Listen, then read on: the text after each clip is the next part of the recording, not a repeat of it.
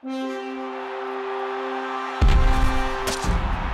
I'm Hub Arkus for Pro Football Weekly, and we're here with our NFL Sunday Night Game of the Week preview for Week 7. It's an AFC North shootout.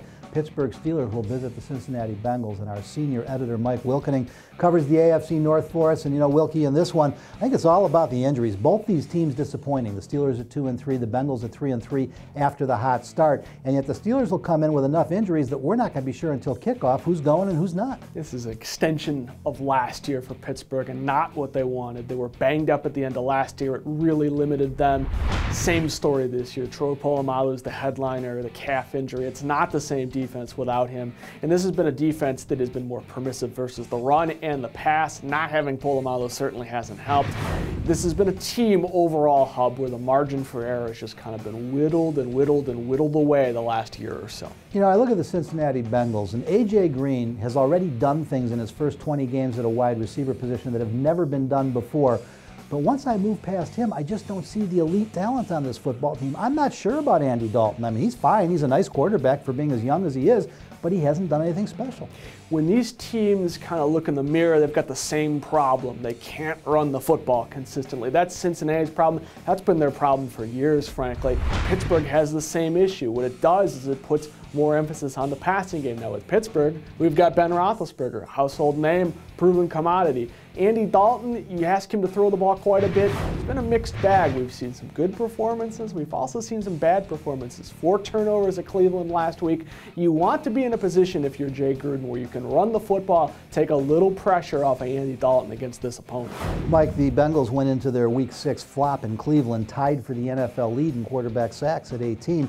Obviously, you want to pressure Ben Roethlisberger, but sometimes if you don't finish, that'll come back to haunt you. You know, all things considered, the Bengals have done well against Roethlisberger over the years. I think the pass rush has had a key part of that. Geno Atkins inside, I think, could give them a lot of trouble. They've got more pressure off the edges this year. Michael Johnson taking a step forward. Carlos Dunlap, a very talented guy. But you're right, how they get pressure, how Mike Zimmer can either dial up pressure if they can't get pressure on the front four, but really, it comes down to those 4 defensive linemen up front. If they can get to Roethlisberger and take him down, this could be a nice chance for Cincinnati to get that upset. And you know, Mike, we look at the Steelers at 2-3, and the difference in this club this year is they're losing games against equal or inferior opposition that they used to win, and you have to wonder how much of it has to do with the loss of veteran leaders like Aaron Smith and James Ferrier. The guys in their spots are playing okay, but is it the leadership that's missing? I think when it comes down to it, this is a team that has just lost a little bit of talent over the years. And I would agree that not having some of those veteran guys in Dick LeBeau's scheme hasn't helped matters. But, you know, look, I don't always like to talk about this, but this is a defense that is getting older. It is one of the oldest in the league. I think that might have something to do with it. There aren't a ton of young legs there, and you don't have Polamalu, who's one of the difference makers on that defense. Again, you go back to margin for error, and this is a team that used to have a lot of it, and they don't have it anymore. Now, the Steelers did have a couple extra days rest after that huge disappointment in Tennessee last Thursday night.